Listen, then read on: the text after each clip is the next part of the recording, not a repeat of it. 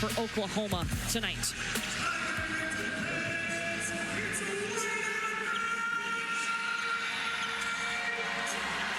A whiteout inside the PMAC. Talking to Oklahoma this week, they were interested to see how they handle the environment. They had trouble with that on the road at South Carolina, another great road environment.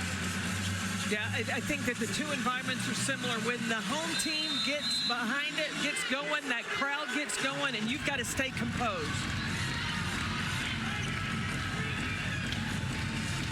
Reagan Beers and Sanaya Smith to jump. And LSU will start with the basketball. Oklahoma starting in. It's a man-to-man defense, gap defense. They want to keep the ball out of the paint. Denise Amaro misses. Oklahoma's second game in a row. They're using this starting lineup. Raina Scott, her second career start. She has earned her way into the starting five. Raina Scott, she's got a bigger presence in there. Right away, Oklahoma goes inside in the paint to Reagan Beers. LSU starting five. Now Cheyenne Day Wilson will have to carry the load at point guard. Last year, Poa not with the team right now for breaking a team rule. Kim Mulkey will decide when she returns. Raina Scott gets a look at the basket. Reagan Beers going to the free throw line. One of the things that LSU has to be concerned with, if you take and miss shots on one end, Oklahoma is going to be off to the races. Yes, they have the reputation of pulling the trigger quick from the three-point line, but now that they have Reagan Beers to run down Main Street, they've got to get back and protect the paint. Yeah, don't forget, Oklahoma, 5th in the nation in paint points per game. They can hurt you from the outside and the inside. That first foul was whistled against Samaya Smith of LSU. Flau'jae Johnson back over to Cheyenne Day Wilson. Hits the long two. You were talking about not having last year Poa. Well, Cheyenne Day Wilson is a scoring point guard, so that may open up the floor for LSU.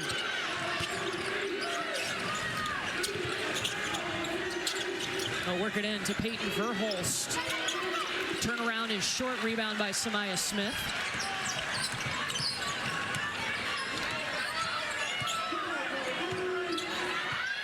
Both teams, it's going to be interesting to watch the transition defense because they like to both get out and go.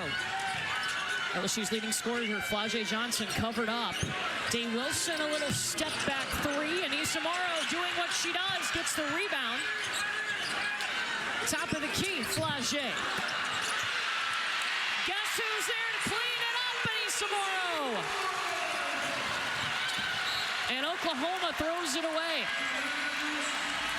Oklahoma has struggled with turnovers. It's been an Achilles heel for them.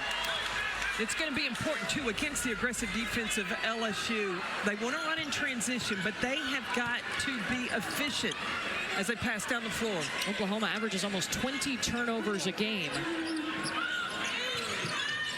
Michaela Williams elevating in the short corner. And a foul is going to be whistled against Raina Scott. Well, Kim Mulkey is in her 25th season as a head coach. She has won 20 or more basketball games every year of her career. She has committed to a recipe that works for her. Her teams are going to defend. Her teams are going to rebound. And she likes to play from the inside out. That's worked for her for 25 years. So if it ain't broke, don't fix it. 4 national championships on her resume, including bringing LSU its very first national championship 2 seasons ago. Cutting to the basket, Sahara Williams, a pretty transition points. Number 6 in Crimson. I like how Williams moves without the basketball. She brings great energy on the floor for the Sooners.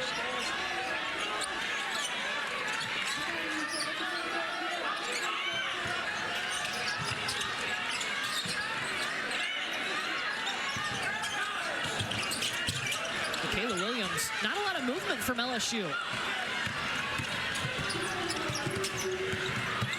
Verhulst got her own rebound, no second chance. Flau'jae Johnson needs somebody to run with her. She'll be fouled by Sahara Williams, and a little chatting going on afterwards. But with the pressure from LSU, that's how you relieve pressure, with keeping pressure on the defense. Backdoor cuts, that's going to be key for Oklahoma. So 3 subs come in now for Oklahoma. Lexi Keys, Nevaeh Tott, and Liz Scott. Oklahoma has depth, whereas LSU has a pretty short bench. This Oklahoma team is 5th in the nation in bench points per game. They get about 33 points per game. But I don't think that conditioning is an issue for LSU. What they've got to be concerned with is, especially the big 3, staying out of foul trouble. I think they can go the distance. Right now, Samaya Smith is the only one that's got a foul for LSU.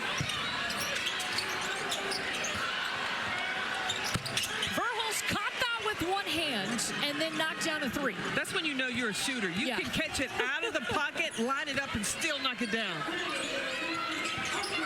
She's had a career-high 38 points this season against Missouri and a triple-double against Duke. Oklahoma basketball.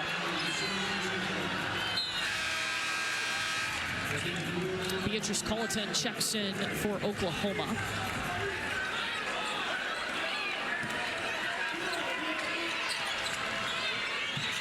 That's a quick release from Peyton Verhulst. They're fine with her shooting that 3 whenever she wants. When Verhulst leaves the hotel, she's open. Yeah.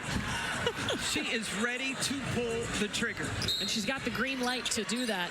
Look at her difference in 2 seasons at Louisville compared to what she's been able to do at Oklahoma. She told us she just feels so much more confident. Ginny has helped her find her confidence on the court. Well, she is a player that knows, and from high school was recruited because she is a shooter. This system in Oklahoma fits Verhulst's style, and especially having the green light to pull the trigger in transition. So there was a shot clock issue, so they're going to inbound this ball again. Still sticking with Oklahoma. Through the first 3.5 minutes, Courtney, what it looks like to me, Oklahoma's bringing the energy. I see Kim Mulkey talking to her team about turning their energy up. Right now, Oklahoma's outworking LSU.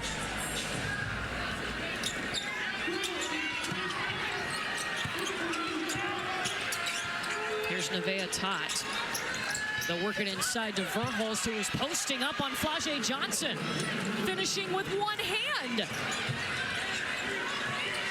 Verhulst is a do-everything player. You're going to see her defend a lot of times. She's got the responsibility of Flau'jae Johnson tonight, but also the responsibility to score buckets. Samaya Smith needs help. 10 seconds here for LSU.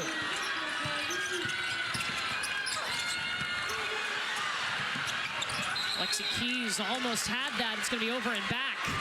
Oklahoma basket. Can we see the one-handed bucket again? Well, the energy that Verhulst is bringing.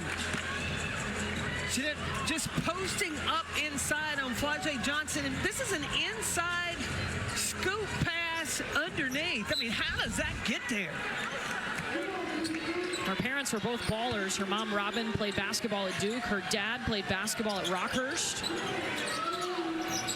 You were telling me she got a basketball court in her backyard at home. Yeah, she's one of 6 kids, and they used to tear it up on the court in her backyard. Which is painted in Duke colors, by the way, because her mom went there.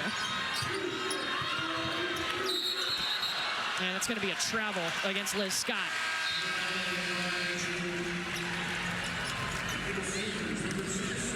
That was going to be pretty if she was able to complete it without the extra step. But the movement and cutting, and one of the things that Jenny Baranczyk told us is her pace in the half court was going to be important against LSU's defense. How do you define pace in the half court? What does that look like? Well, ball movement and body movement. When you cut, you've got to cut with a purpose. Keep your defender engaged. That's a 2 from Flau'jae, in and out. LSU hasn't had a field goal in almost 3 minutes. Liz Scott is battling big time with Anissa Morrow to keep her off the glass. Oklahoma, meanwhile, shooting 50% from the field.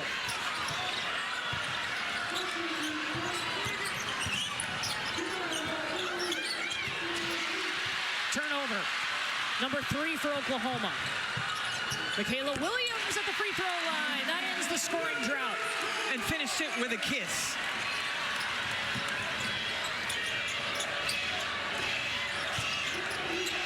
Fade away. Dave Wilson has to hold up, didn't have any help.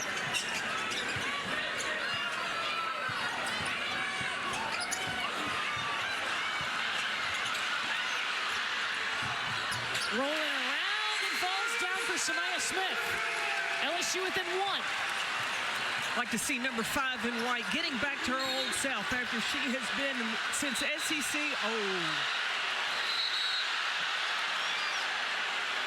And we've got pushing and shoving on the floor right now. Samaya Smith was the first to push.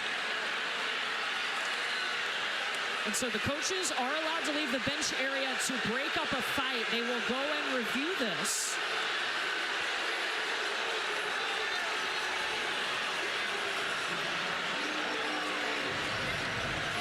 Both teams huddling up.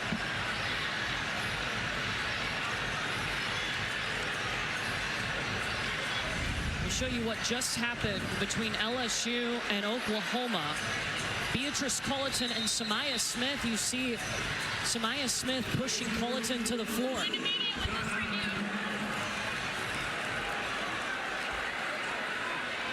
So after the called foul on LSU number 5, the activity afterwards is under review. We are in the media window.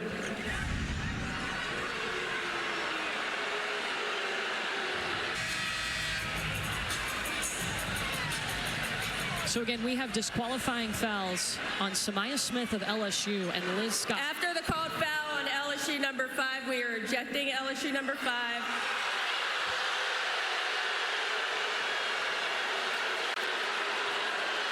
We are also ejecting Oklahoma number 34.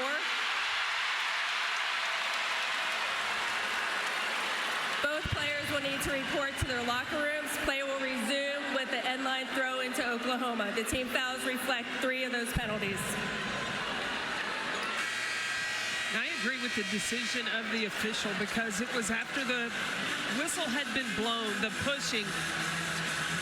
And Liz Scott will have to go back to the Oklahoma locker room. Samaya Smith has already left the playing area. Yeah, severe, extreme, and unacceptable.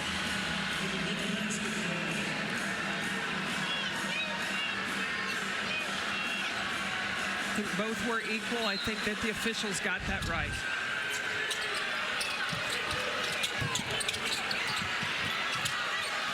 So we mentioned LSU's limited bench because last year, Poa not with the team right now for violating a team rule. How does losing Samaya Smith impact LSU? Well, it shortens the bench for LSU in the rotation in the post. And Samaya Smith, over the last 4 games, has averaged about 20-plus minutes a game.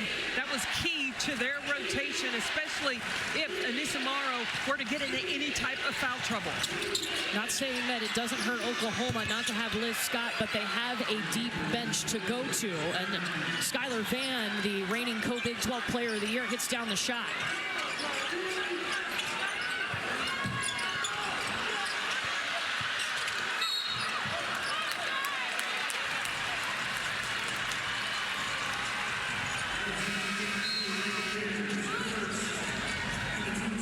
Talk about when you have 2 teams in the top 15 that are going head-to-head. Yeah, they're jockeying for position for the NCAA tournament, the SEC tournament as well. Every game matters. Every game is big. Reagan Beers picks up her first foul. Beatrice Culleton steps in her spot. If you're just tuning into this game, we had some pushing and shoving. Samaya Smith of LSU and Liz Scott of Oklahoma both received disqualifying fouls, and they have been ejected from this game. They are in their respective locker rooms right now for the rest of the game. Jersey Wolfenberger gets in the passing lane and finishes on the other end.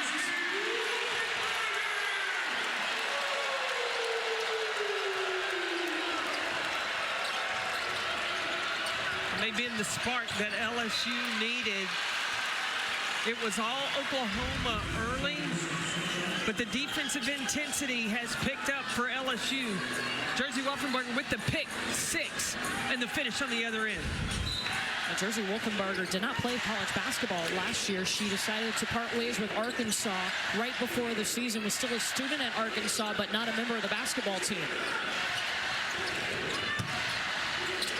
Raina Scott floating in the air. Rebound by Wolfenbarger.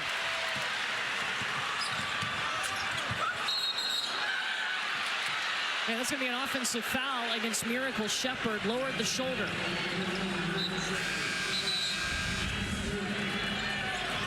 Shepard in transition. Keys was able to establish legal guarding position. And Shepard could have pulled up for a short jumper. Wow, Peyton Verholz from deep. Knew immediately she was going to shoot the ball. She gets it off so quick. She's one player that I like to watch because she knows what she's going to do with the basketball before it lands in her hand. She knows if that shot is there, if she needs to drive it or needs to pass it. She's got 8 of Oklahoma's 18 points here in the first quarter. As soon as Verholz gets the basketball, Raina Scott just already headed to the other end. She knew that baby was going up. So first foul whistled against Skylar Vann. That's the 5th team foul. And it puts Anissa Morrow at the free throw line. Well, Sunday at noon, we'll have an ACC women's basketball matchup on ESPN2. Hannah Hidalgo, Olivia Miles, number 3 Notre Dame in Louisville to take on the Cardinals. How fun is Hannah Hidalgo? 10 straight games with 20 or more points. And she's one of the best two-way players in the game. She will pick your pocket in a second. Somebody that gets down and plays defense as well as put points on the board. I think she's in the conversation for the National Player of the Year, right? And she should be. Yeah. She should be.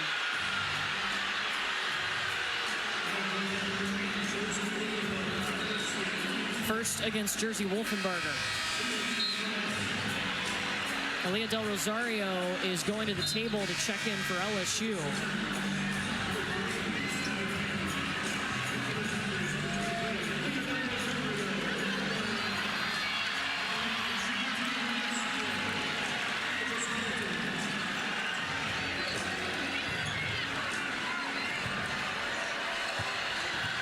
Here's Colleton.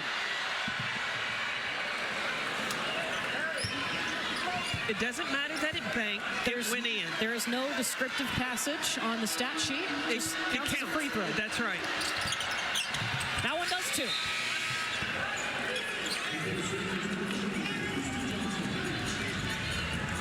It's been interesting to watch this Oklahoma team. They returned all 5 starters, but they added Reagan Beers, so a bigger post presence, and it's taken them a while, still trying to figure out how to play with her with all the experience they had returning.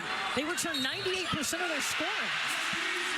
There's Anissa Morrow in the bucket.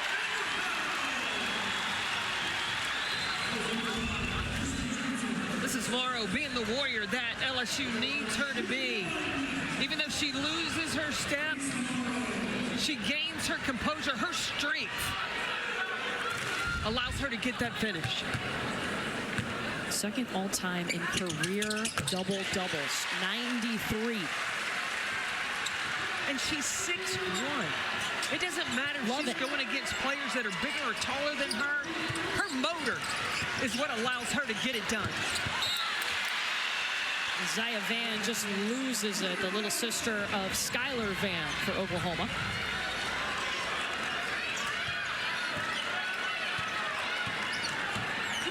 Look at her numbers against ranked opponents this year.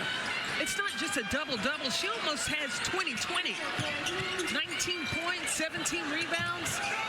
Wow. And she chose to come to LSU last year when she knew they had Angel Reese inside. And guess what? She still got her rebounds, even with Angel Reese, who was a double-double queen. Yeah. I thought with the two of them together, they would have to share in the rebound category. They just played hungrier. These two, they go against each other. They were competing in practice, and then that carried into the game. So when they went against opponents, they were still able to be glass cleaners.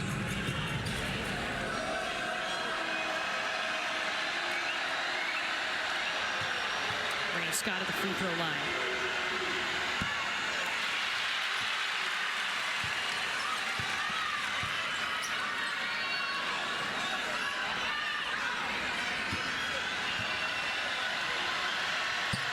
One of 2. So inside right now for LSU, Jersey Wolfenbarger and Aaliyah Del Rosario.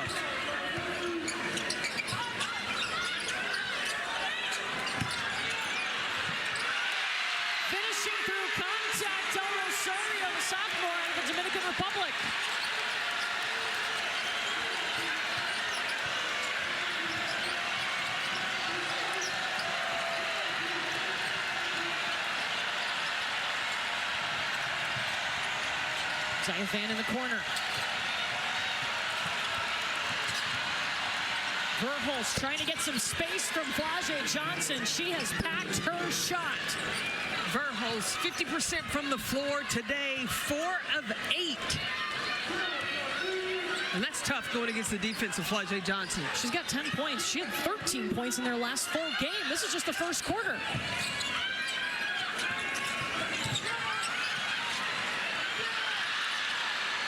Verhulst with the takeaway, and Oklahoma can take the final shot of the quarter. They have come out and shot 50% on the road here to start this game. If you're LSU, you got to make sure you guard number 12. Make somebody else hit this final shot to in the quarter. She's at the bottom of your screen on the wing.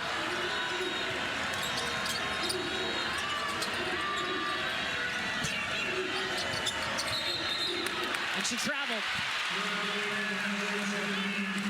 So that was what they wanted. They wanted Verhulst to get the basketball. 2.6 seconds here for LSU.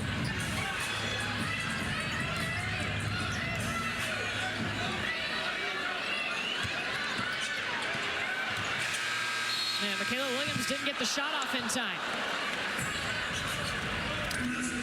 What a first 10 minutes of the ball game. Oklahoma up 3 on LSU.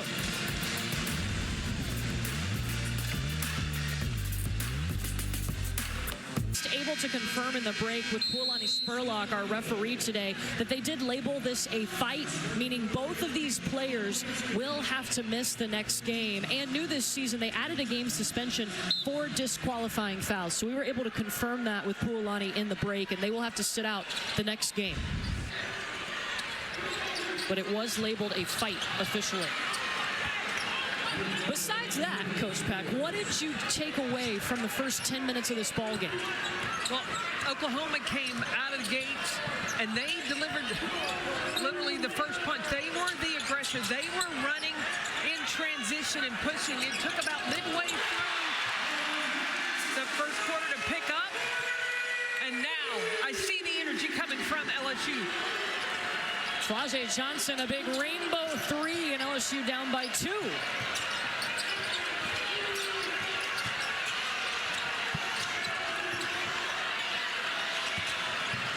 Beers and Culleton playing in the game together. She traveled. Yep, that's a travel on Reagan Beers.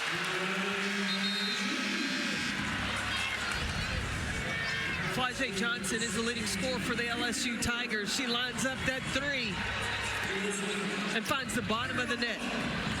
That was her first field goal of the game. She only had 1 point in the first 10 minutes, averages about 20 points a game. She's had double-figure points every game this season. She has found her role. She has had to take over being the leader this year. No Angel Reese now. And Flau'jae Johnson stepped out of bounds as she was driving, so that'll be a turnover. Flau'jae and Juju in rare company, 14 games with 15 and 5 rebounds at least. Juju Watkins, of course, the star for USC. Michaela Williams sitting in transition. She was the freshman of the year in the conference last year. Last couple of games, she struggled from the three-point line. All you need to see is one go down.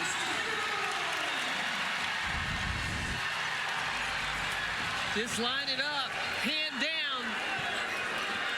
Not when you're playing against number 12, Michaela Williams. And this is an LSU team that has struggled to score. Their last 2 games, they're only shooting 31% from the field.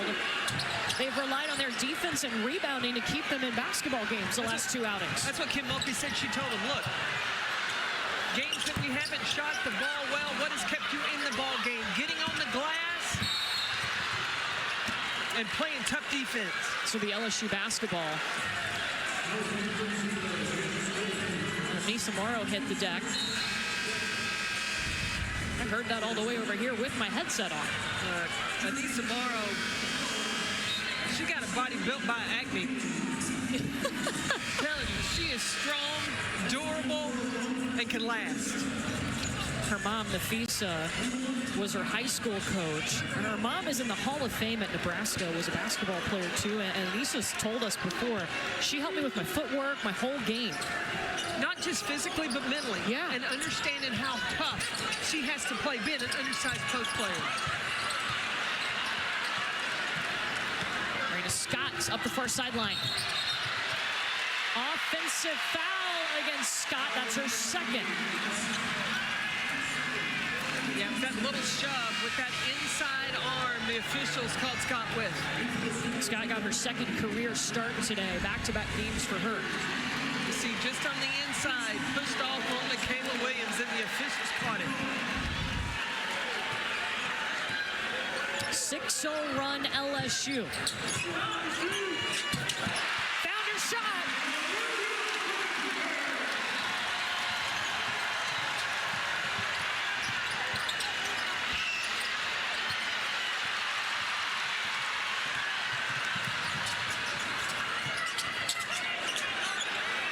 Well, Fuzzy Johnson found herself open in the elbow.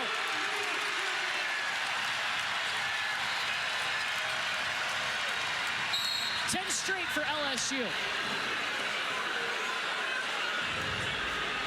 Jersey Wolfenbarger whistled for the foul, her second. Here's what I'm seeing, though, from LSU. They are taking the right shots in transition, uncontested. The ball is moving to give up maybe a good shot for a great shot, and they are knocking them down.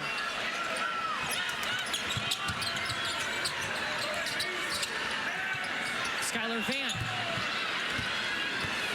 Starting to look more and more comfortable this season is Skylar Van, who was the co-Big 12 Player of the Year last year with Madison Booker, both now in the SEC. Booker playing at Texas.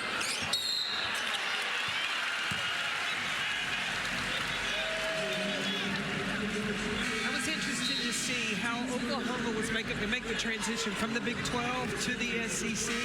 And Jenny Baranczyk told us she wasn't as familiar with the SEC, and you really can't. You can watch it, but you don't know it until you feel it. These players are just more athletic. It is a physical game in the SEC, and you got to be ready for it. She said practice, they've had to change. They've started doing 5 on 6 or 7. So they'll put 6 or 7 practice players out there going against their 5 for Oklahoma to simulate the physicality and athleticism. I did the same thing when I coached at Purdue. We were getting ready to play Tennessee. I had 7 people on the floor to get ready for their press. Same thing when I was in Florida. You had to put your extra practice guys to really feel the intensity of the SEC defense. Were you one of those extra players on the floor? Because, you know, Coach Baranczyk gets involved, and she's on the scout team. Only in half court. She goes full court. I've seen it.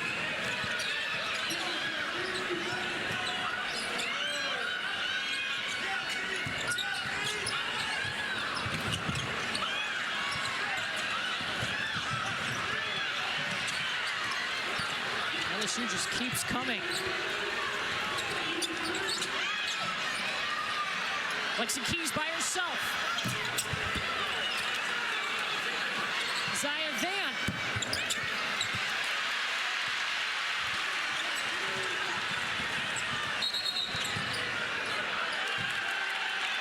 They just gave a technical to Jenny Baranczyk and the Oklahoma bench. Jenny wants to talk about it. Was it on her or one of the assistants?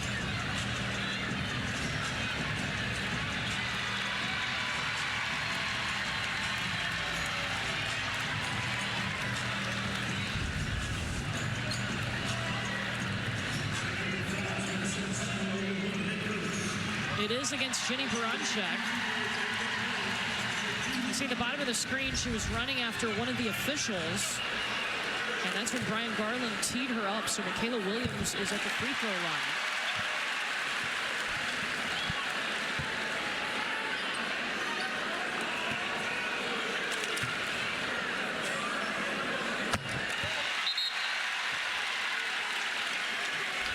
We've seen a lot in this ball game so far. We've had 2 players ejected for disqualifying fouls, and now a technical against Jenny Baranczyk of Oklahoma. Welcome to the SEC. When you've got so much talent, so much on the line, there's a lot of passion from not only the players, but the coaches. Tries in for two. Ready or not.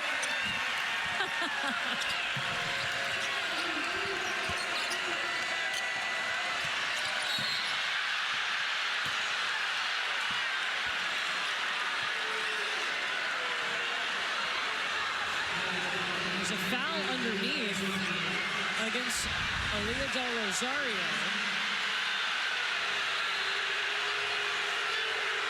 Ooh, Her first. I think Beers got away with one. She got the hook and was able to pull Del Rosario down. Kim Mulkey's on the court.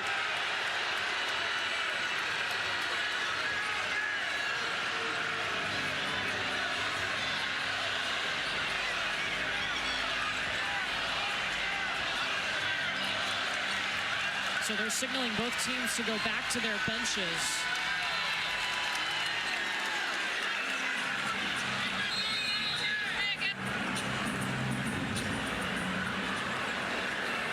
The activity after the called foul is under review. We are in a media window. So they're going to look to see if anything else happened they needed to upgrade in the last play. They will take a look at the monitor. The foul was originally called on LSU's Aaliyah Del Rosario. We'll come back and let you know what they see.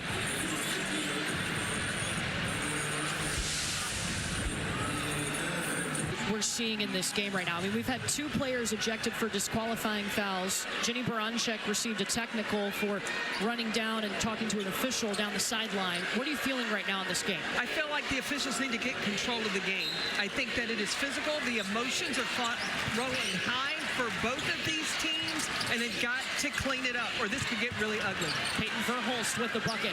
How do you address this in the game as the head coach of your team? As the head coach, look, you tell your team, listen, you have got to play your fundamentals. You got to play by the rules. You can't have anything dirty, ugly.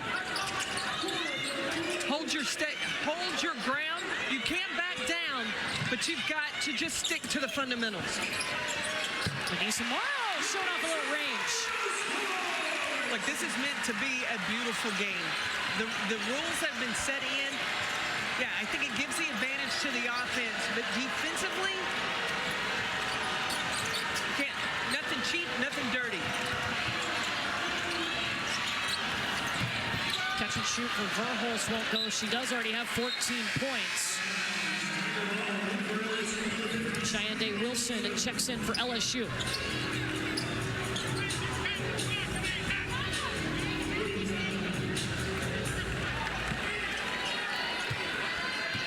I told you at the break, I need a towel, I need a water bottle, mouth guard, maybe even a helmet. Yeah, I told you you might need a helmet. Right? LSU's hit 4 of its last 5.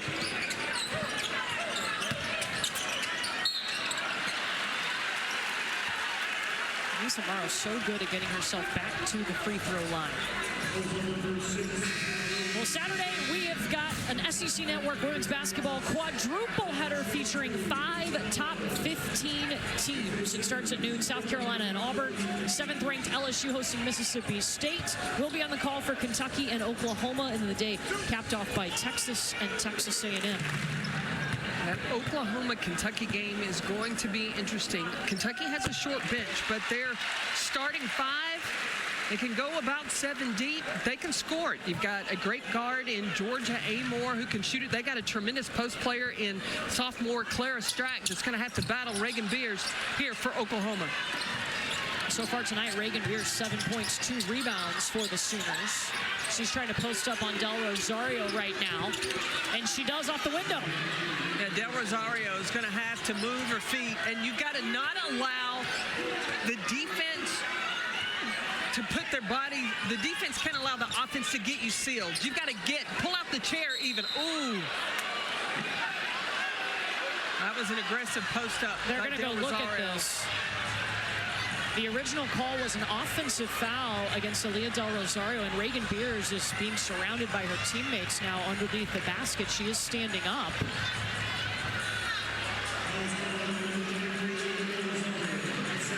Looks like Beers trying to catch her breath.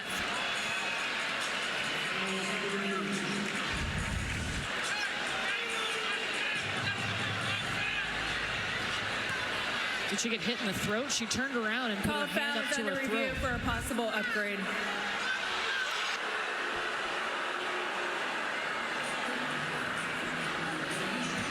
So they're going to look to see if they need to upgrade this common foul to an intentional or a disqualifying foul. Del Rosario's elbow is above the shoulder, and because of that, I feel like the officials may upgrade this one.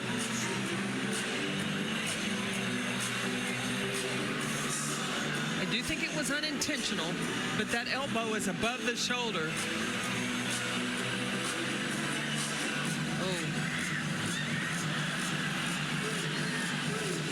I think that one could be upgraded. So it was called a common foul. They're looking to see if they needed to upgrade it to an intentional foul. It's defined as unnecessary, hard, or excessive.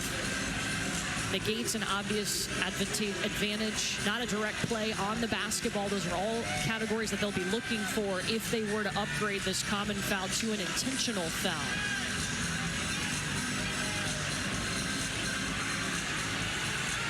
The men's game, you have flagrant 1, flagrant 2. The women's game, you have intentional and disqualifying fouls. Not exactly the same, but just so you get an idea of what we're talking about.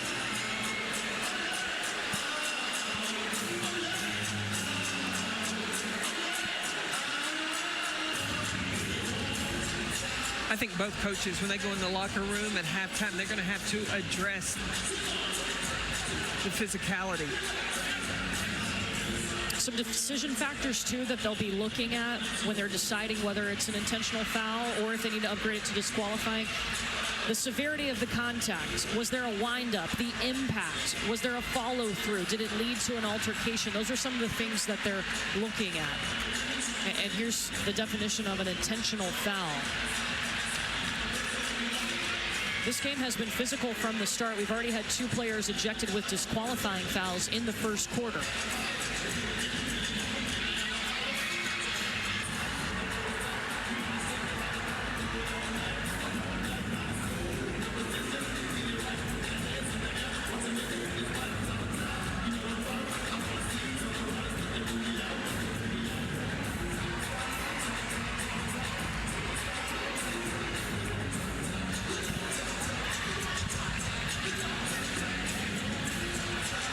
So this is what we've been told by the officials. They will upgrade this to an intentional foul because it was contact to the head or neck area. So 2 free throws by anyone on Oklahoma are coming.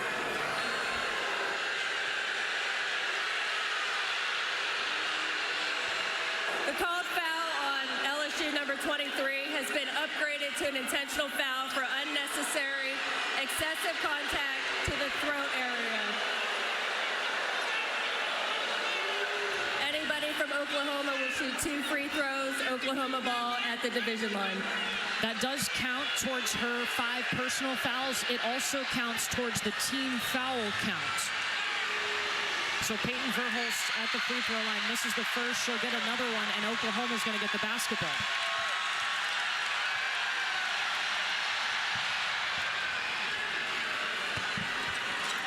So 2 fouls against Aaliyah Del Rosario of LSU.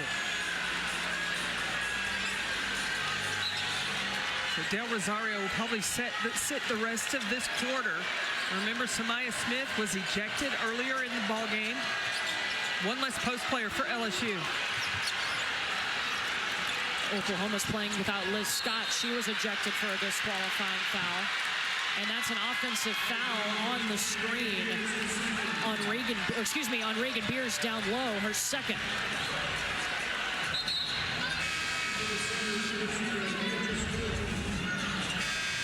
Watch 52 in crimson.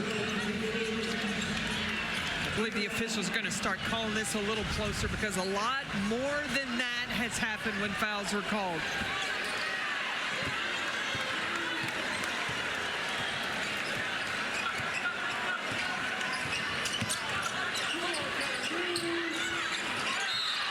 Day Wilson just lost the basketball, dribbled it off her foot.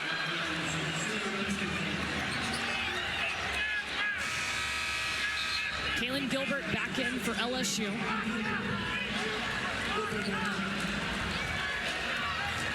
So now LSU is going small ball. That means that you're going to have Michaela Williams playing the 4 and Anissa Morrow playing the 5.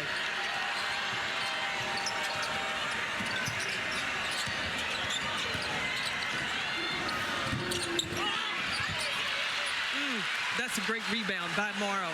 That's her 4th. She's got 11 points to go with it. Last touch by Oklahoma.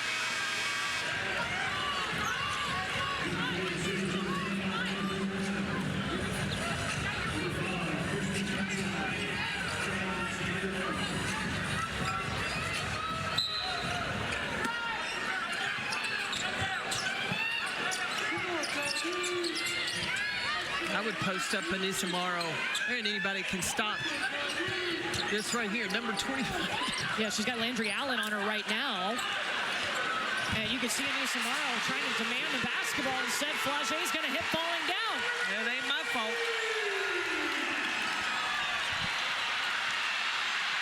LSU going. One-handed lay-in, the kiss off the glass. Largest lead for the Tigers.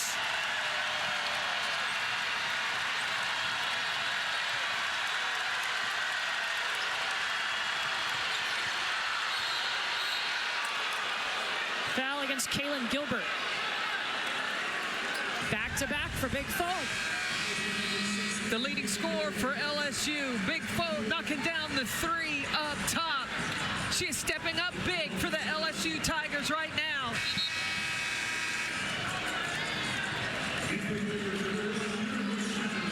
The love for the LSU faithful. 13 points for Flage Johnson, 5 of 8 from the field.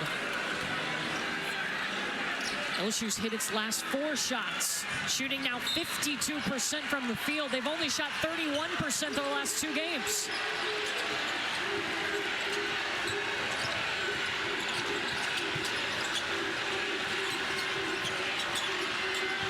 Colleton for 2.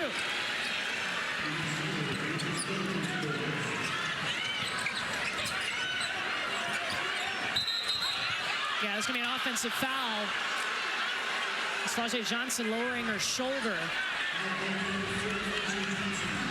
I talked to Kim Mulkey earlier in the season, and she said she wanted Flage Johnson to be that leader. It has taken her a second to really find her voice. She's one that leads by example, but more and more as the season has evolved, she has stepped up big for LSU. And she said after the loss to South Carolina, it's given her a chip on her shoulder. She was not pleased with their performance. Used it to motivate her.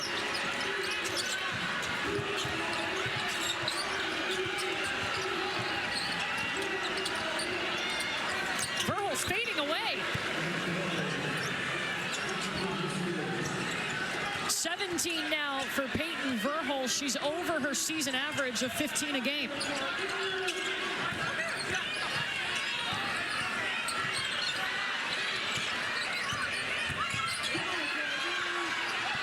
This game is like, it's got the postseason feel.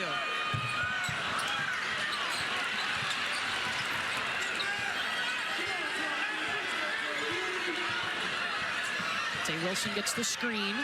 Back to Michaela Williams. Uh-oh, by herself.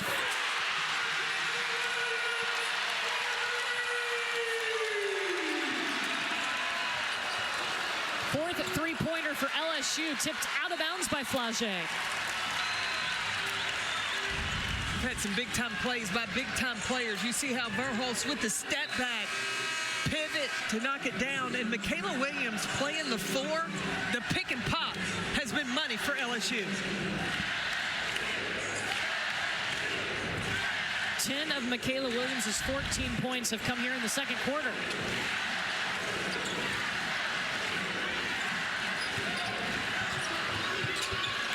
Zaya Van taking the opening, a true freshman.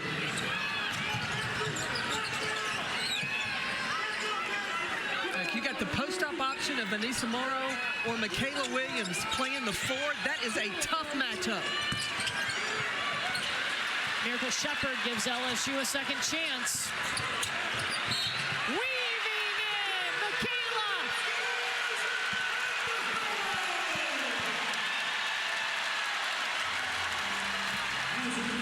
Ladies and gentlemen, this is a sophomore. Let me introduce you to Michaela Williams. Will and deal with the finish. Number 12.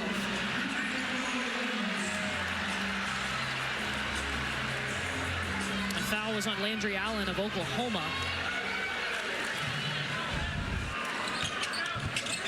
Three-point play.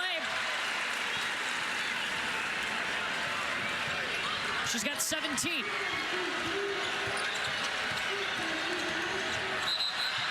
Offensive foul. Zaya Van extending her arm to push the defender away.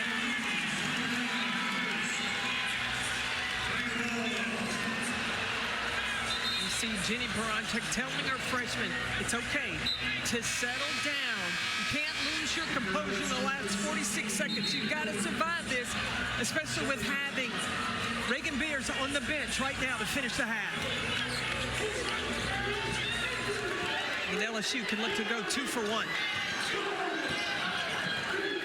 LSU still with a small lineup on the floor. So Michaela Williams at the 4 and Nisa Morrow at the 5.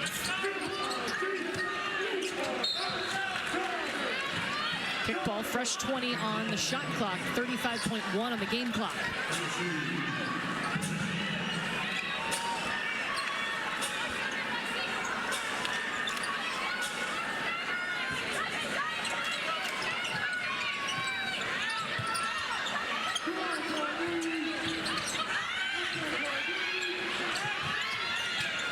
Williams flashing in the corner.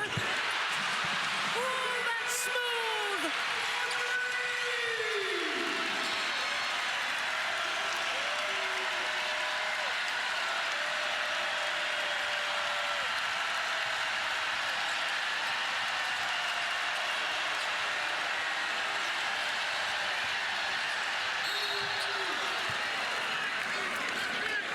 Kirsten Johnson fouled. 3.1 on the clock.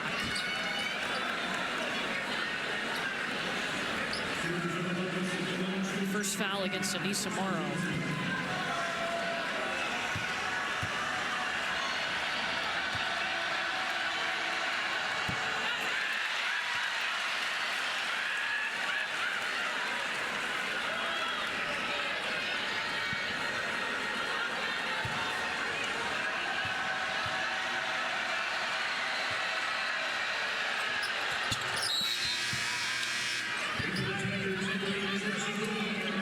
One on the clock. LSU sends in Jersey Wolfenbarger. Well, and LSU puts a sub in to stop the clock to get this break. Verhulst to heave. A 10-point lead at the half after a wild first half in Baton Rouge. Peyton Verhulst, 17 points. Michaela Williams, 20 points. LSU up by 10 at the break. Let's get you to the studio with Shay.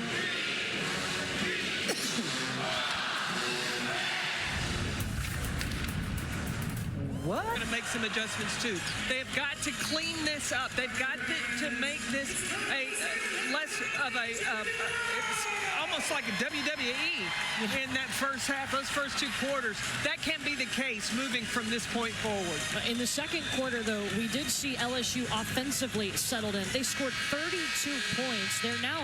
They were shooting in that second quarter over 60% from the field. They were shooting almost 69% from the field. And a bright spot for LSU has been Michaela Williams. In the last 2 games, she was 8 of 25 tonight, 6 of 9. She was 1 of 6 from the 3-point line. She's found it from there as well. 3 for 4 so far tonight. This is the 6th time this season in the SEC that we have had 2 teams in the top 15 playing each other. The previous 3 seasons, it only happened 6 times. So wild what we've had this year. I think that the talent in the SEC has risen to a new level. And I think the addition of Oklahoma and Texas to the SEC even raises the bar. Flage Johnson!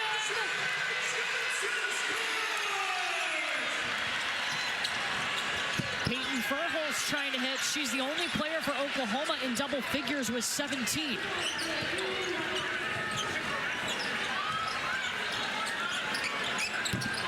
Michaela Williams takes that shot. She misses, but she had 16 of her 20 points in the second quarter. She found her stroke, and she was catching the ball, shooting in rhythm.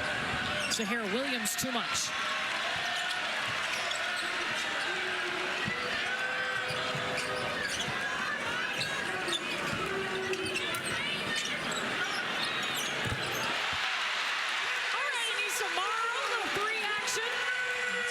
GMs in the WBA are looking for at number 24 in white. She may be undersized at a post.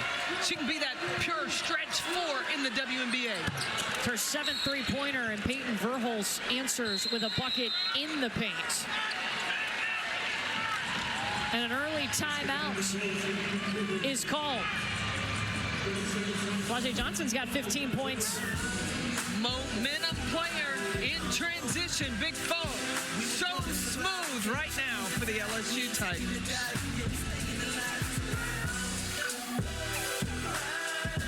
%60 from the field. And you talk about fast break points. I love this stat. 139 fast break points this season. That is second in the nation to Hannah Hidalgo of Notre Dame. Flau'jae Johnson has come out like a beast. You're just going to name her songs all night? It was perfect timing. If you don't know, Flau'jae is also a rapper with Jay-Z's Rock Nation. Performed at the ESPYs this past year. Jersey Wolfenbarger.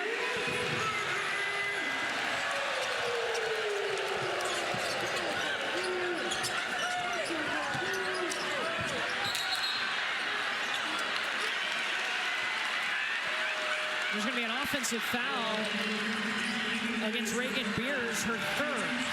Well, check out the highest scorers for LSU over the last 20 seasons. Angel Reese, Simone Augustus, who there is a statue outside the PMAC of Simone Augustus. She's on the staff now. And then Flau'jae Johnson. Big-time names in this program. Wow. I mean, you can look up in the rafters of all the great players, and Flau'jae Johnson is, look, she's making her mark in the history book. It was the 2023 SEC Freshman of the Year. She was on that team when LSU won its first championship. And Reagan Beers walking back away from the Oklahoma bench area right now. Jen Baranchek is trying to talk to the officials because it felt like one of the officials gave a flop signal underneath. But the foul was called on Beers. And that's her third.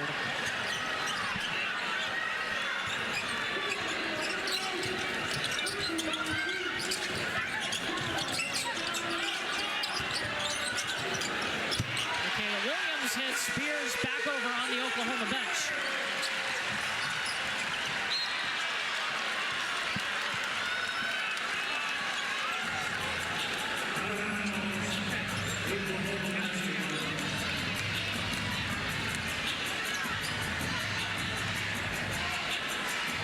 So that was last touch by LSU. Oklahoma will keep it here.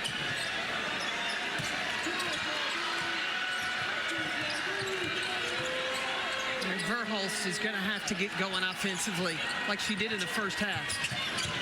She's the only player in double figures. Williams passes up the shot, 9 seconds. Raina Scott over to Skylar Van. Too much. Colleton offensive board.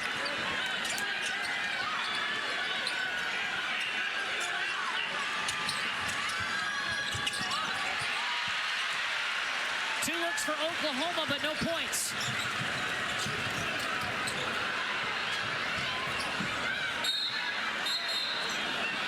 It stays with LSU. This Oklahoma team, remember, they're 6th in the nation in points per game. They average 86 points per game. They're just at 44 here in the third quarter. LSU's defense has everything to do with that. And a bit of foul trouble. Yeah, Reagan Beers limited in that first half, and now she is on the bench as well for Oklahoma. I think this is LSU's ball. Second against Zaya Van.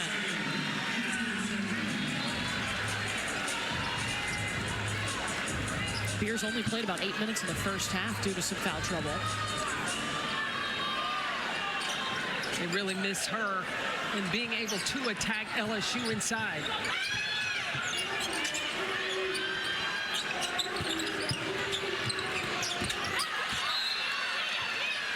Colton did a nice job of staying straight up on her defense. Like, she's got to play careful because with Beers in foul trouble, and she's the main 5 that Oklahoma has eligible to play.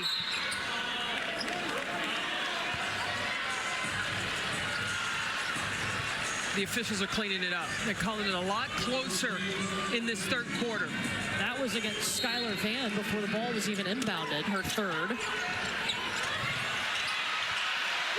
drama on the roll for Anissa Morrow.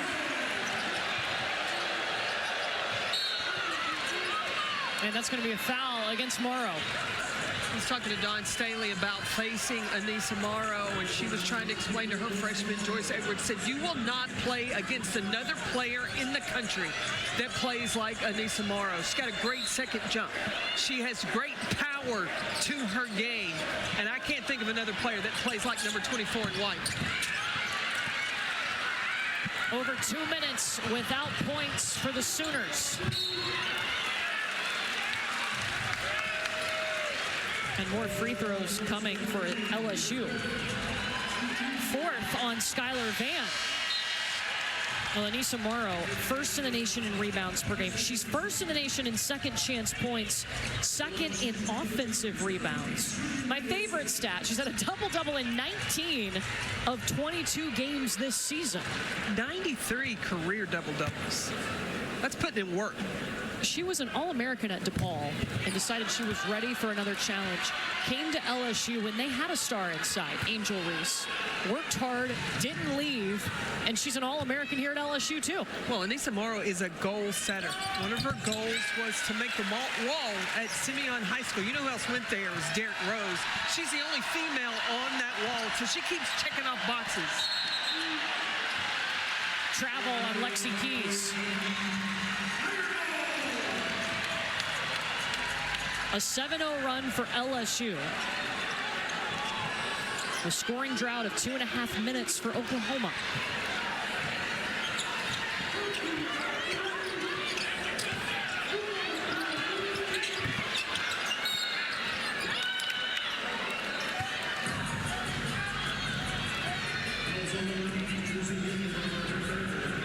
That's the 3rd against Jersey Wolfenbarger, and you can see the officials are calling this a lot tighter. We saw a lot of physicality, 2 disqualifying fouls, and an intentional foul in the first half of this game.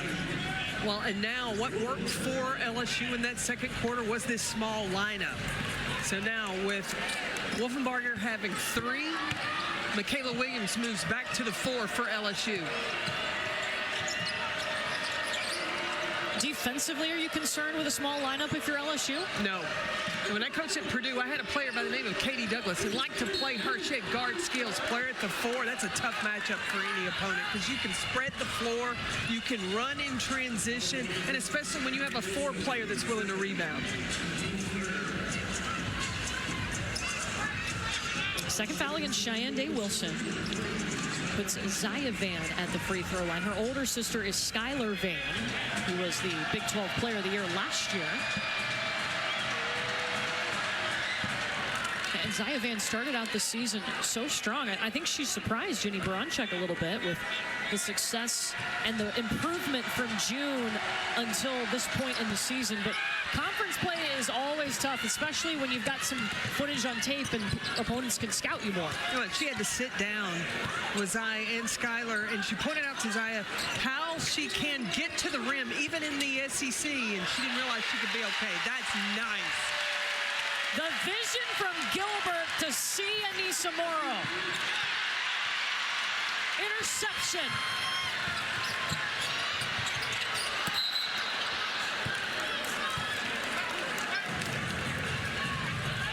That was a great demonstration of Michaela Williams playing the 4. She's so athletic, can move, being able to run in transition to get the interception and then lead the break in transition. Alexi Keys just picked up her first foul. Aaliyah Del Rosario is going to check in the game for LSU, replacing Kaylin Gilbert.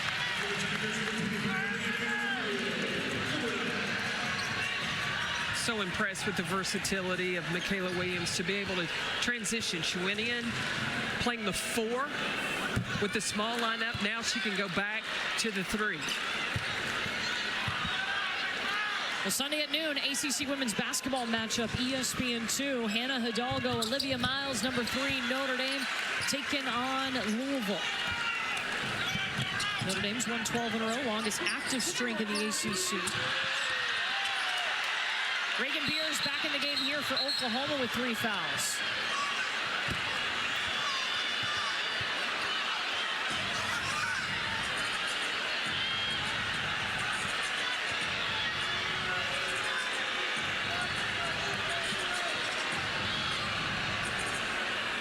Officials are going to huddle up.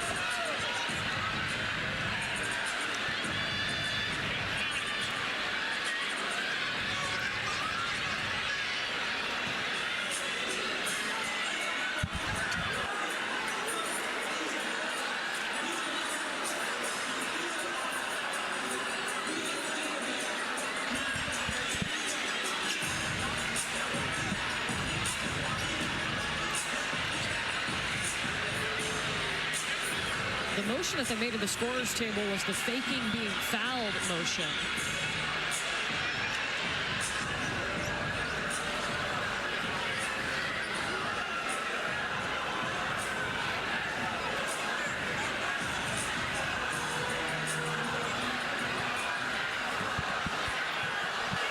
A team technical foul has been assessed to LSU for flopping. Oklahoma will get the ball, 2 free throws, and then the ball at the division line.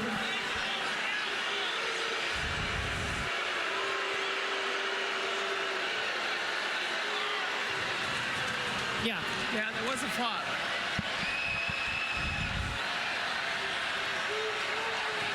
Now Oklahoma can have anyone to shoot these free throws.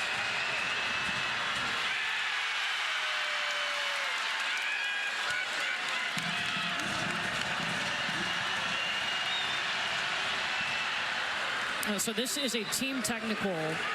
It's not charged to the player as a personal foul.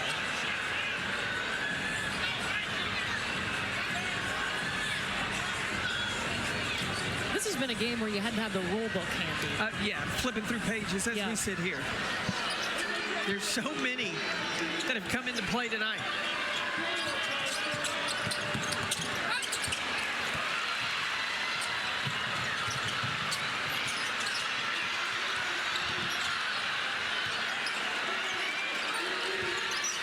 All right, LSU has made 5 of its last 7 shots. Meanwhile, Oklahoma hasn't had a field goal in 3.5 minutes.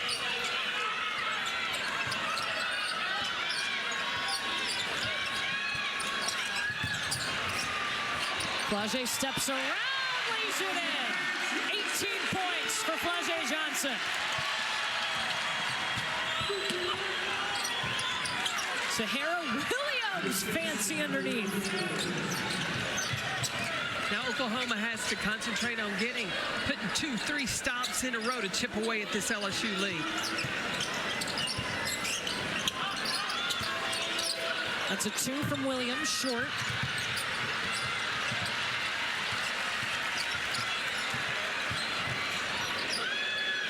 Kaylin Gilbert.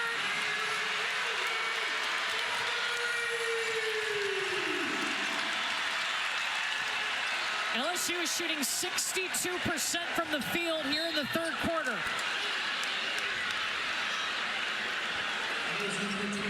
And the 3rd foul whistled against Aaliyah Del Rosario. LSU with a big lead.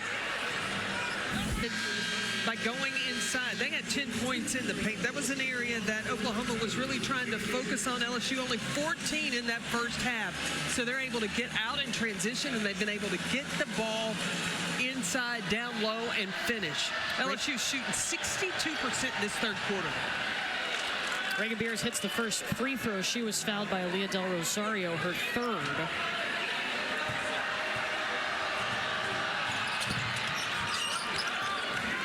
Adjustments for Oklahoma. Starting on defense, you see them bringing some pressure. Try to turn LSU over, take time off the clock too so that they don't have as much time to pick you apart and get the ball inside. They get the turnover, just the 9th time LSU has turned it over. Raina Scott gets points, and the pressure works. They leave it on.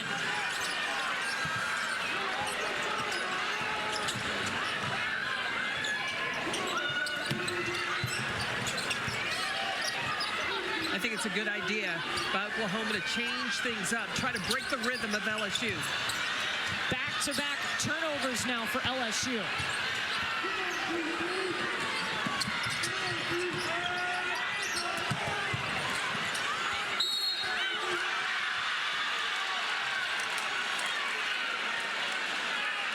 Count the bucket for Beers.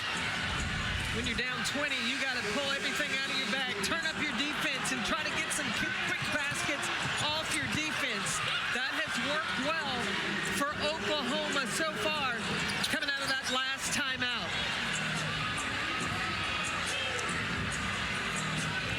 Then Reagan Beers back on the court. She is playing with 3 fouls. But if Oklahoma can get out in transition, allow her to get positioning inside, they can start chipping away at this LSU lead. They're on a 6-0 run right now.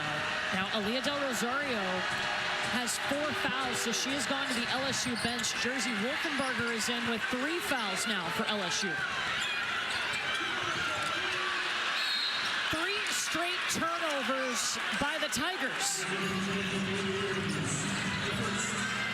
And they called that foul on Michaela Williams. Her first. Look, when you're breaking a press, you want to get the ball to the middle of the floor. You don't want to come across half court. We call it a coffin corner. When you break it, try to get to the middle as quick as possible. That leaves you options. Zaya Van with the free throws.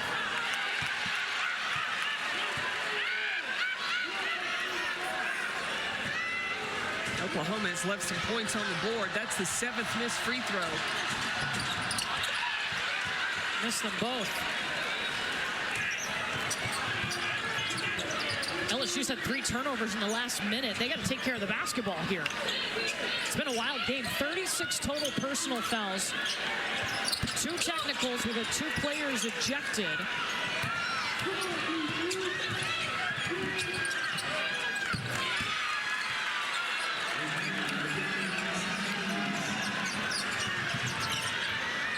LSU settling for the 3 and turning the ball over, going against what has worked so well early in this quarter.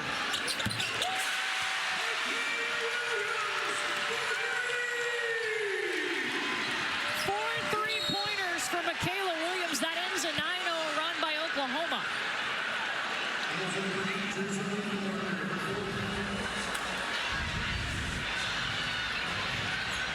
Michaela Williams has found her shot. It is back. 4 of 7 from the 3-point line. But now LSU is in some foul trouble right now. Jersey Wolfenbarger just picked up her 4th foul. Aaliyah Del Rosario is on the bench with 4 fouls. And remember, Samaya Smith was ejected in the first quarter. So they are limited on post players right now. And we still have a 4th quarter to play. Well, we were talking when the game started about the depth and how important that was, the depth that Oklahoma had and maybe the lack thereof of LSU. What has Kim Mulkey done? She's adjusted. Instead of just relying on substituting post for post, but Michaela Williams in at the 4 at times has really helped this LSU offense. She's going to leave Jersey Wolfenbarger out there with 4 fouls.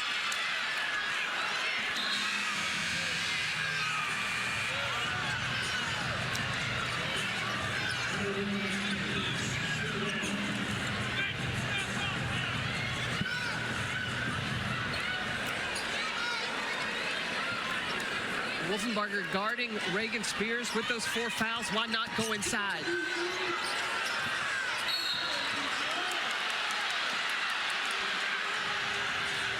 That's against Cheyenne Day Wilson. Her 3rd.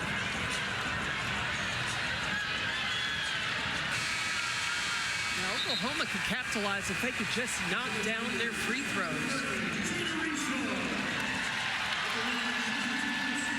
Jada Reichard, number 30 in white, has checked in for the first time for LSU. Kim Mulkey praised her performance in their last game. She's a young point guard for them.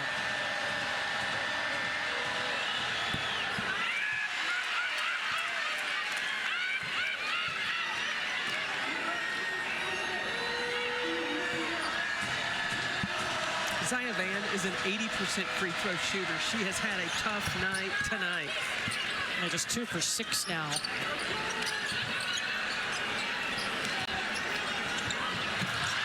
Swiped mid-air by Sahara Williams. Lexi Keys in the corner. And Kim Mulkey calls timeout. 2:02 on the clock in the third quarter. We step aside for 30 seconds.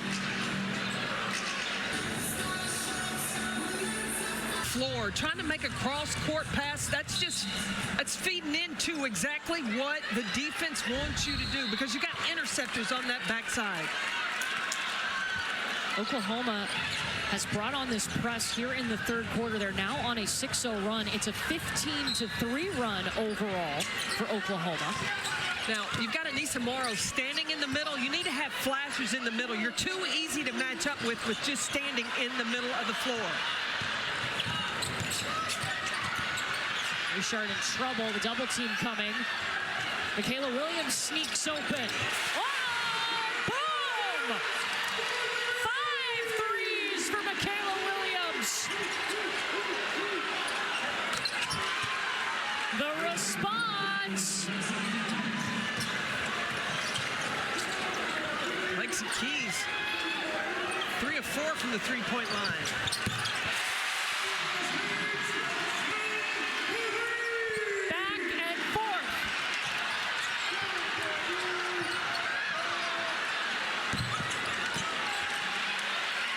Scary, left her open. Look, I'd find Michaela Williams. She got the hot hand. She is dialed in. Number 12 in white. Bottom of your screen in the corner.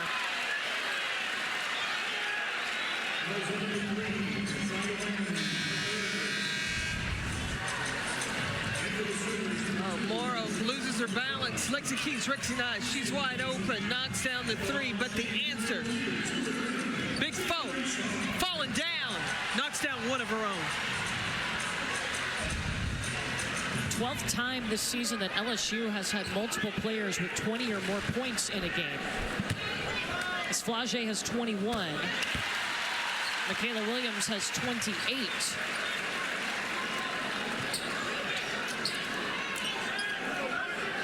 I think a key for a successful team is you've got to have those big 3, and those big 3 show up on a consistent level, and that's what they have done tonight.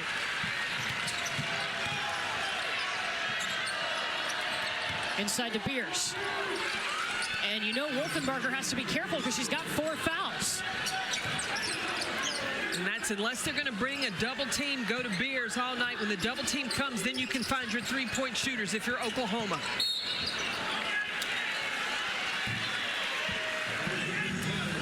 Foul on Peyton Verhulst, her first.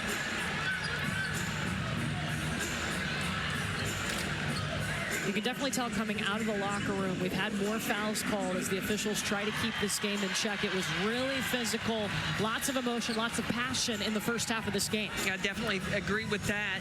It has been cleaned up. Now there's a lot of free throw shooting happening. Oklahoma just has not been able to take advantage on their end. Flage Johnson misses that one. LSU shooting 71% from the free throw line tonight. Each team has taken 22 free throws. Yeah, Oklahoma can look at some high-low action as long as Wolfenbarger's guarding Reagan Beers.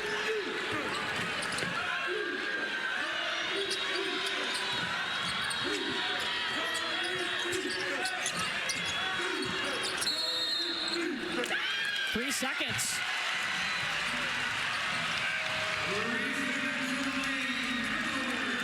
18 turnovers for Oklahoma. So LSU has 12.6 here in the third quarter.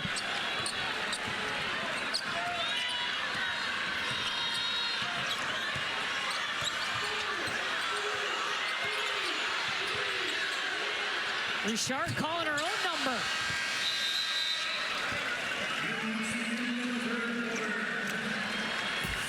Michaela Williams with 28. Flau'jae Johnson with 21. Anissa Morrow with 18 as LSU leads. 10 minutes to play.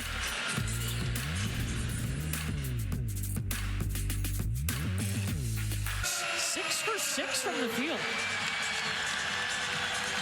And I think for Oklahoma to chip away, they need to keep that press on, and then when they get the ball down on the offensive end, look for Reagan Beers. Force LSU to bring a double team that'll give some more space, time for their three-point shooters.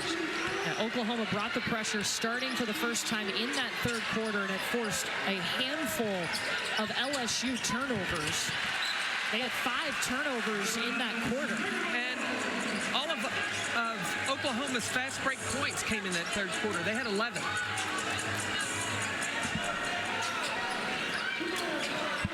LSU has led by as many as 24.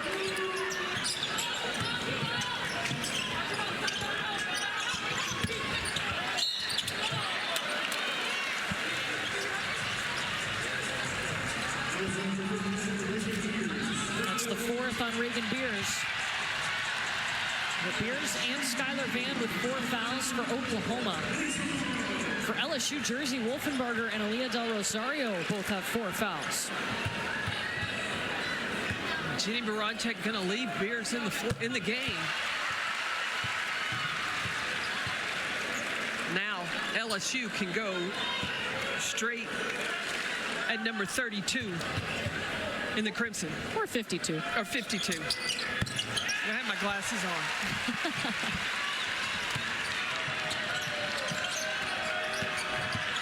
Raina Scott hitting the gas. Deflected out of bounds off the Tigers.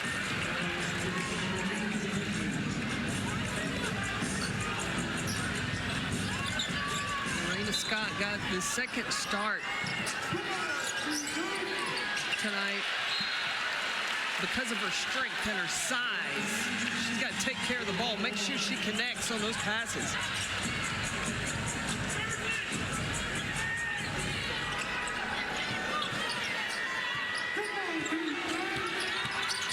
There's Scott, the kick out to Williams.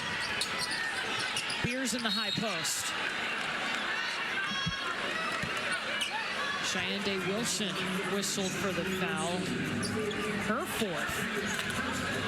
3 players now with 4 fouls for LSU. 2 of them are on the floor right now. Wolfenbarger and Day Wilson. Day Wilson's going to be replaced by Richard.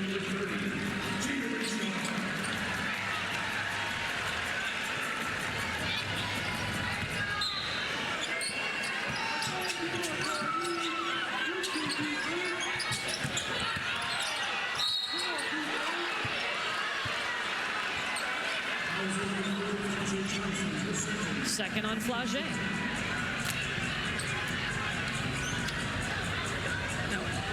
Verholst had 17 points in that first half. In this second half so far, only 2. She was the only offense for Oklahoma. Reagan Beers was in some foul trouble, only played 8 minutes in the first half.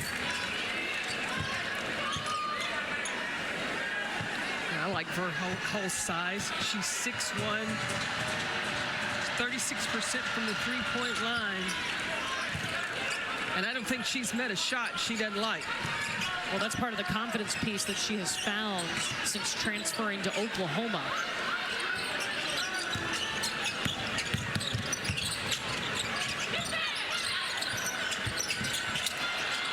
Flau'jae got their own rebound.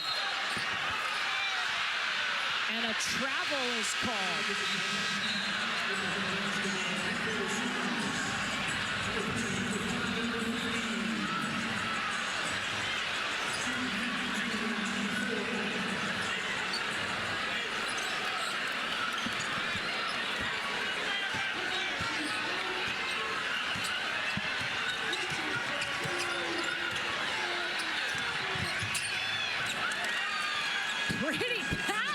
Verhulst threading the needle to Sahara Williams.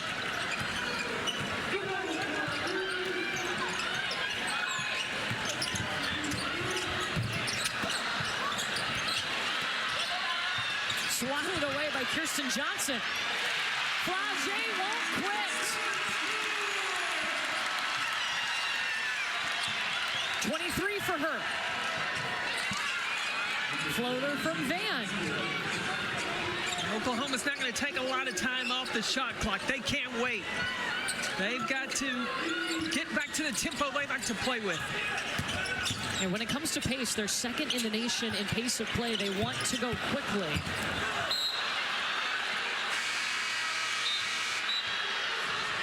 Jenny Bronczek called the number of Peyton Verhulst to run the point. And what does she do but drop a dime? That's a beautiful pass to Sahara Williams. And then on the other end, ain't no quit in Flage Johnson. She stays after it and gets the finish. A full stat line for Flage, 23 points, 4 rebounds, 4 assists.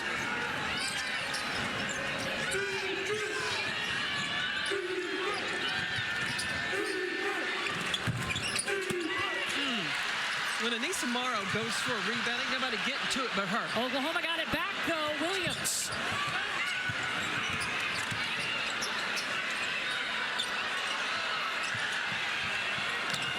Corner. Zayavan. 10-point game after LSU led by 24.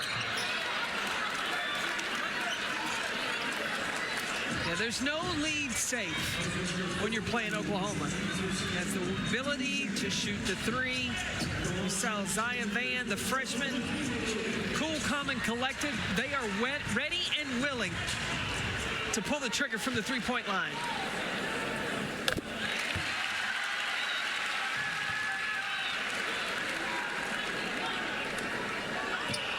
This will be the 26th free throw that LSU has taken today.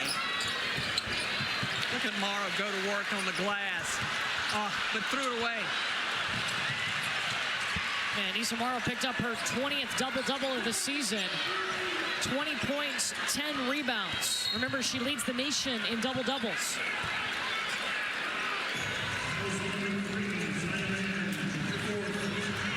Fourth on Zaya Van. The amount of fouls that I've had to call out today is just that there's a lot of tallies on my board. Well, the way this game started, I figured you were going to be pretty busy with that today.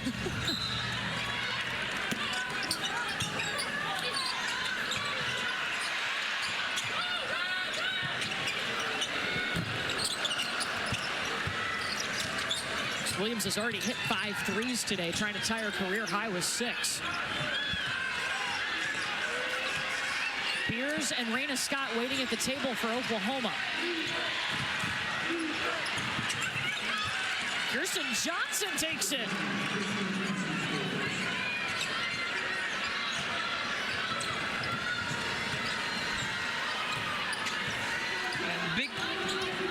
The big three need to be handling the basketball.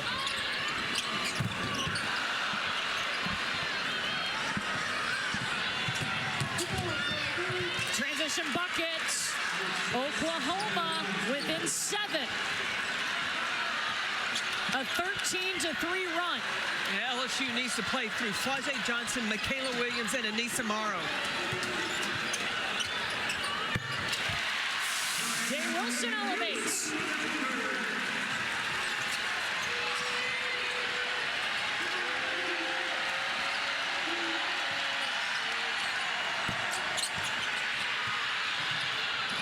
Verhulst offensive board.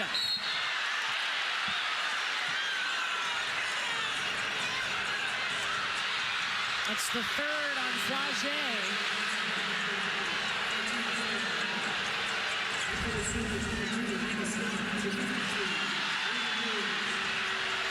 Wow.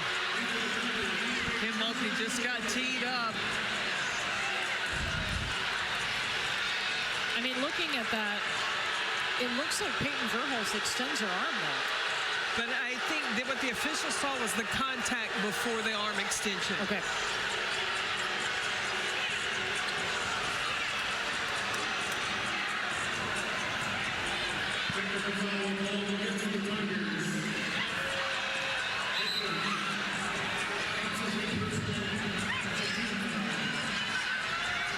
So Kim Mulkey teed up.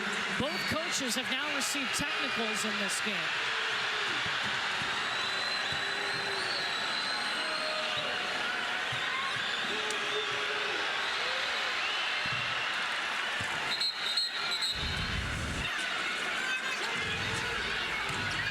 See, I think that the official saw the initial contact with Flage on Verhulst, and then Verhulst retaliated, but the whistle was already blown. That's why the foul was called on Flage Johnson.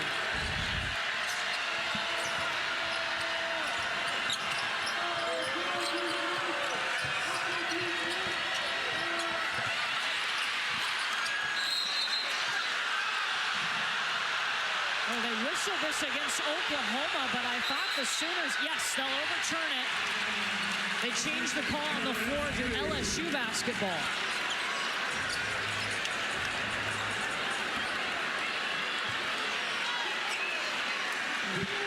Yeah, it hit Raina Scott. It should be LSU ball.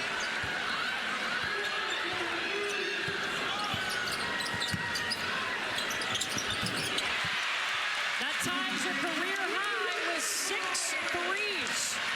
No, excuse me, that was a 2. I think she's got another 3 in her, though. Maybe. But she needs to get the touches. Michaela Williams has the hot hand for LSU. She's got 31 points. Her season high is 32.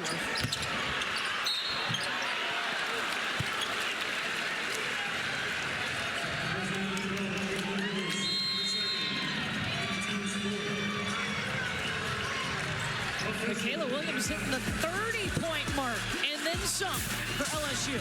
31, the go-to. She's been off shooting the last 2 games. This one, not so much. She's red hot.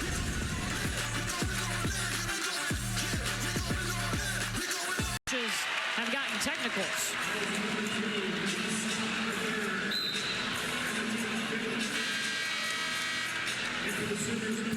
With 5 minutes left to go, we could probably get to the 50-plus mark of fouls called in this game. Are we trying to do that? No, I wouldn't. I want to see some flow to the game. Look, we've talked about it. We saw a lot of emotion, a lot of passion, and physicality in the first half. And I think we've seen the adjustment from the officials in the second half, trying to make sure that things don't get out of hand. And I think they've done a good job with that in this second half.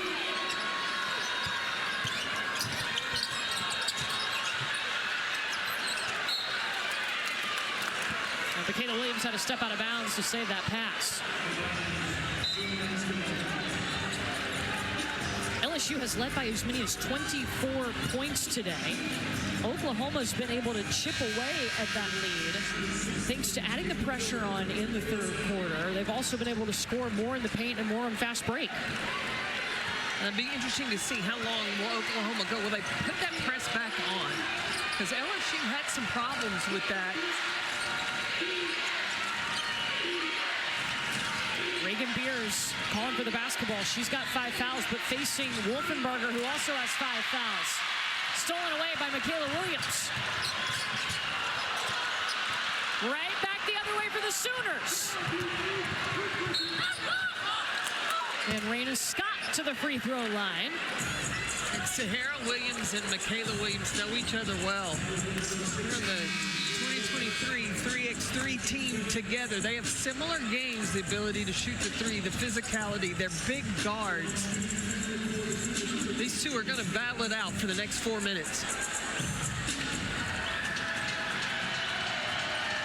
Oklahoma is trying to come back and pick up its first top 10 win of the season. LSU trying to win its 20th straight home game and pick up a 3rd ranked win this year. It seems like every time Oklahoma gets to within 7, LSU is able to extend it back. It's kind of like an accordion.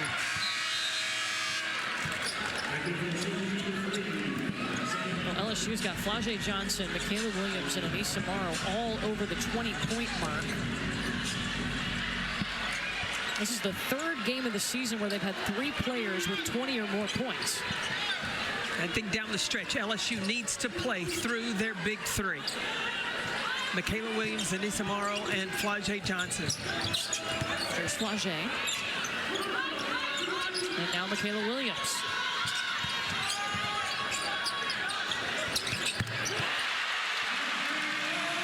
That's the career high, 6-3.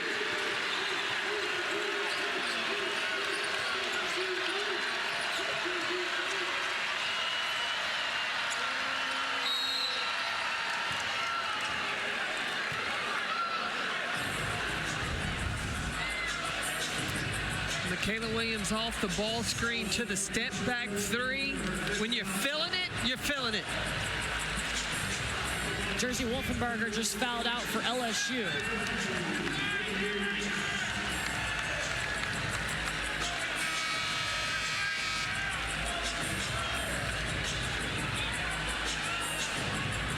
Well, somebody's got to go in for LSU. They only have 4 players on the floor. It'll be Cheyenne Day Wilson. So LSU having to go to the small lineup.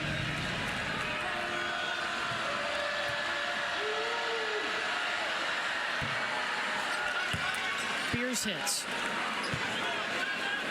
Reagan Beers with 18 now. Now, Cheyenne Day Wilson on the floor for LSU, number 50 in white. She's got to recognize, find the big 3. Michaela Williams, Flau'jae Johnson, and Anissa Morrow.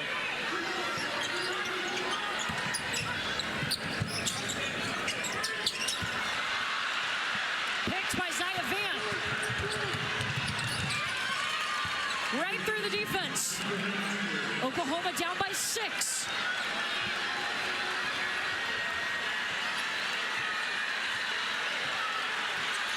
Can Oklahoma get another stop?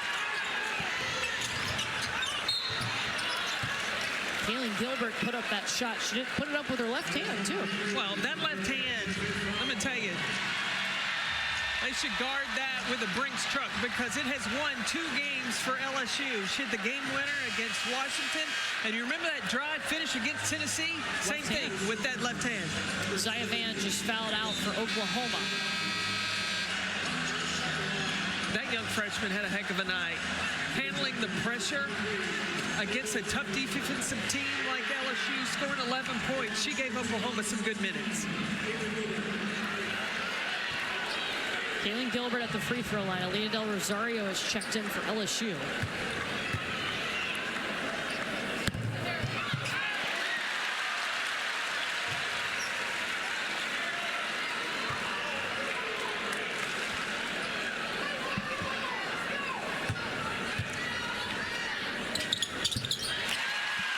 Oklahoma has outscored LSU 22-15 here in the 4th quarter. And Reagan Beers knows that Del Rosario's got 4 fouls. She has to play her straight up.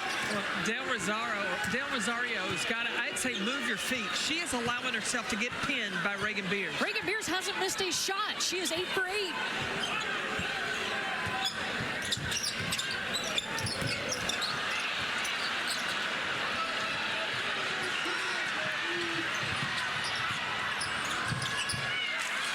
It was the jump stop for me. I like that decision. Raina Scott pulled up, didn't get too deep into the paint, and knocked down that jumper. Oklahoma within 4. Morrow spun right into a double team. That's just knowing your scout. You know that when Anissa Morrow drives, she's coming back. Scott is right there to aid, bring the assistance on the double team. Under 2 minutes to go, and Oklahoma, who trailed by 24 points, is just down by 4.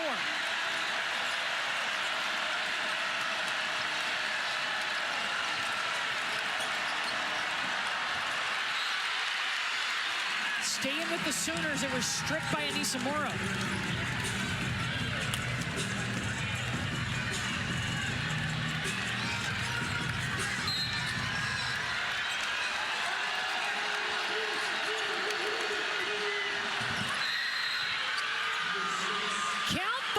in for Sahara Williams. And going to the free throw line. Oklahoma was disorganized, and in the last second, Sahara Williams sets the screen, slips the screen to be open. Sometimes you got to break a play to make a play, and that's what Williams did.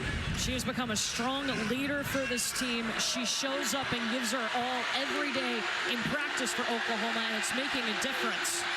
She just made it a one-point ball game.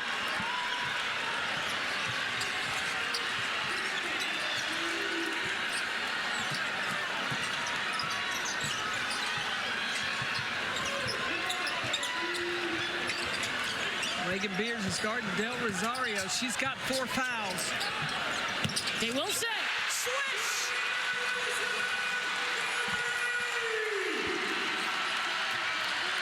Peyton Verholz can do it too!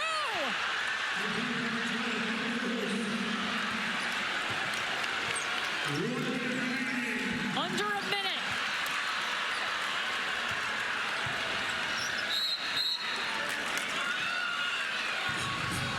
Kim Mulkey will call timeout. LSU led by 24, but not anymore. They have given up 32 points in the fourth quarter.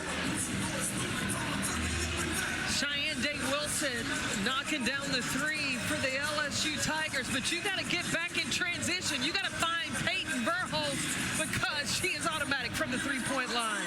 Leading Oklahoma tonight with 26 points, 3 threes. So again, this timeout was called by LSU. Now, what Kim Mulkey wanted to do to make sure she had a solid possession, I'm sure that she is talking to her team about, listen, you want Michaela Williams to get a touch right here. You can be patient to get her the basketball. She's got 34 points tonight, and she is dialed in. And then defensively, as soon as you score, you've got to get back in transition because you know that Oklahoma is going 100 miles an hour. Now, for Oklahoma, they just got to be patient. And let me tell you, you take away Michaela Williams, but don't allow anything in the paint, and you got to rebound like your life depends on it, and then you can push hard. Oklahoma has 3 timeouts, and so now Jenny Barantek can start using those. You can rebound it and advance the basketball, or they can get it, take it out of bounds if the ball goes through the hoop, and get a ball in your half court because you're a terrific three-point shooting. You can execute to get the shots you want. LSU's got 18 seconds on the shot clock. Up by a point after leading by 24. Oklahoma switching everything right now. Here's the touch from Michaela Williams. This is a 2. They need some more offensive rebound. Another chance for LSU. They don't have to be in a hurry. And Oklahoma doesn't have to foul. All they have to do is get a stop. 8 seconds. Michaela Williams off the screen. Her 7th three. Turnover. Back the other way for the Fighting Tigers.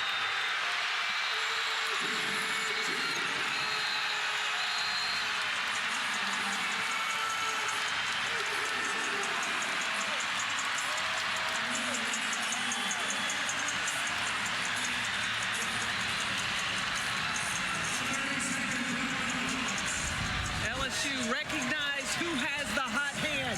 It's number 12, Michaela Williams. That's her 7th three of the night.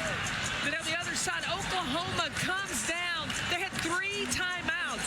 Jenny Barantek could have gotten the ball after the 3, called a timeout, and advanced the basketball instead of taking an ill-advised shot in transition.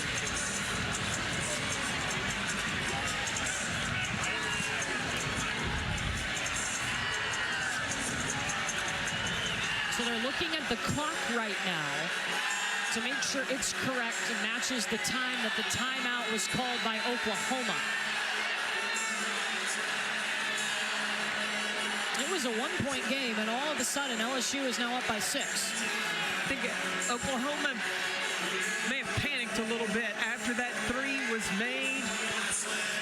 There was plenty of time to advance it, but the thing that Jenny Barantek does have is she's got Look, she's got some plays in her bag in order to get the threes that she wants, but she's got to understand as soon as she scores, she's got to pick up LSU right away, got to go for the steal, and if you don't get the steal, you got to foul. Obviously, you're looking for Verhulst here, possibly, if you can get her a touch. She's leading you with 26 points tonight. They added 0.3 of a second back, so 12.9 is what the clock reads. Everybody on Oklahoma's roster, they can shoot the three, but the high percentage would be number 12. Now, if you are LSU, you got to make sure number 12 in crimson doesn't get that touch.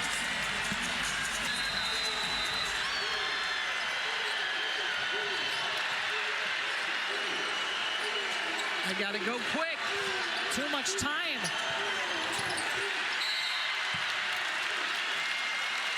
And Oklahoma will foul with 5.2 left, down by 6. Free throws on the way for LSU.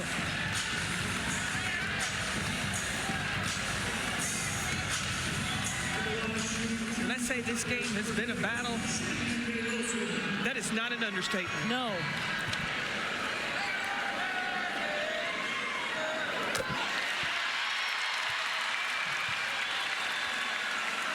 A game that's taken almost 2.5 hours. Every bucket was earned. Battle on the boards has been there.